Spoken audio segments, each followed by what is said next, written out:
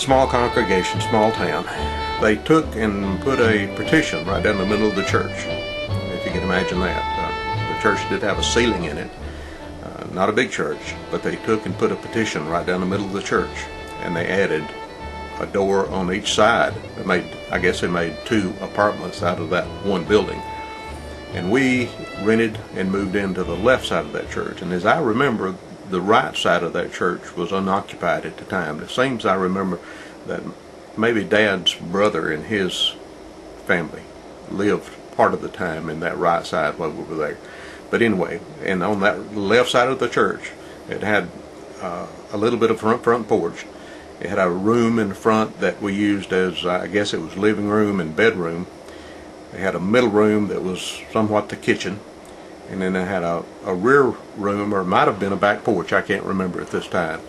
And that was it. That was our second house. And it was better. It was better than the first house. It was better than the log cabin. I'm supposing it was tighter. I know it was tighter. Still didn't have inside running water. Still didn't have an inside bathroom. But it did have electricity, which is a big bonus compared to not having electricity. And at that time, I remember that we got our first refrigerator.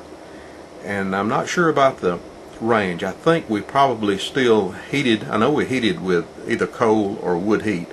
And I think we probably had a wood cook stove, which is a story into itself if you've never seen or been around a cook stove that's fired and heated by kindling or wood.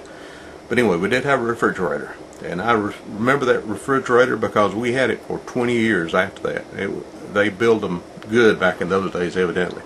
It was a Frigidaire, the old type of a refrigerator that had a rounded top. Didn't have a flat top, had a rounded top. Of course, it didn't have an automatic ice maker, and it didn't have automatic defrost, but it would make ice. Had a small freezer in the top. You might say, well, why is he talking so much about the refrigerator? Well, first off, I guess it's the first electrical appliance I ever remember was that refrigerator. But the second thing that makes me remember that refrigerator, and I guess it was a treat in those days, the thing would make ice cubes. And I don't remember what age I was. I had to be less than 2 years old. I don't think we lived there past me being 2 years old.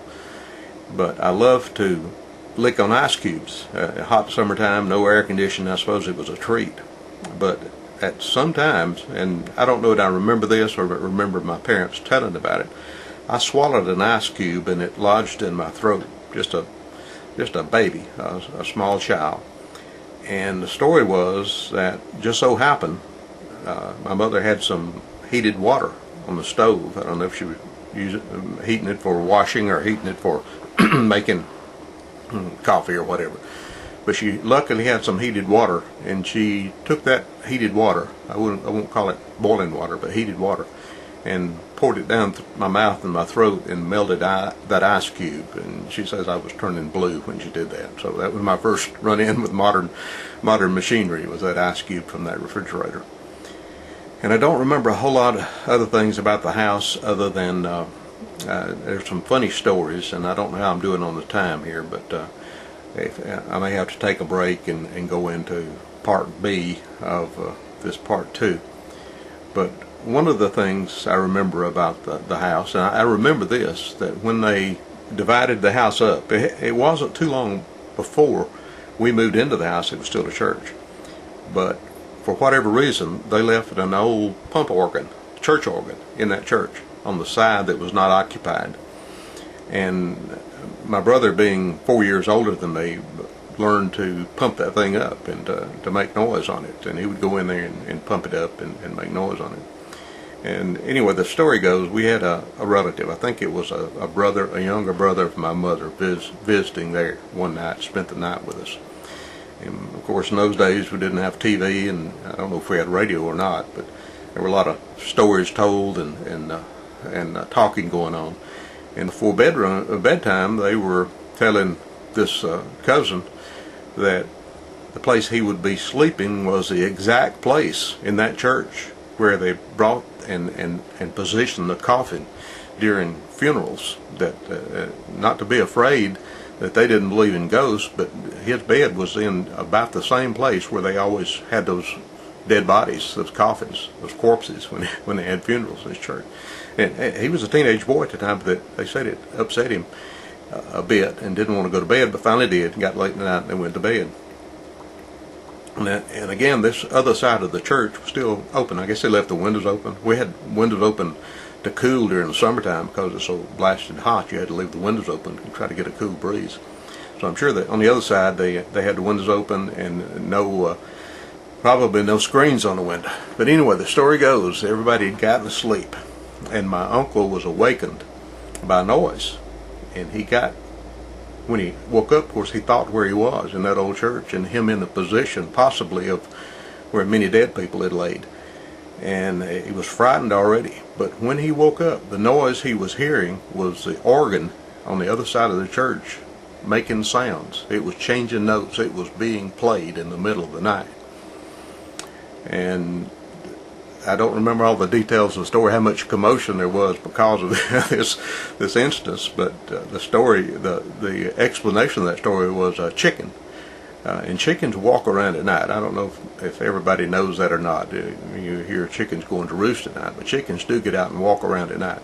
A chicken had come into that, I guess through an open window, into that room, and had, for whatever reason, walked down the keyboard of that organ, which had some compressed air left in it from my brother, I guess, fooling around and pumping up the pedals. And that chicken actually made enough of a step on those keys to make that organ sound. Anyway, that story was told many times as a ghost story in those early days, and I always thought it was funny. I like to think about back to that. But that happened in that old church. Some other things I remember there. I remember my mother having an old Singer sewing machine, the type that you manually pedal the pedal on the bottom and it would sew. You had to pump it with your foot. It had a big, I don't know if you call it a lever or a platform on the bottom that you moved up and down, and that's what powered the sewing machine. And of course, back in those days, people did a lot of their own sewing, repairing clothes and making new clothes and whatever needed to be done. And that sewing machine sat in that front room. And I remember my mother was always afraid of thunderstorms for whatever reason. She feared thunderstorms, and the rule was if we were ever outside playing and it came up a thunderstorm, we had to come in the house as quickly as possible.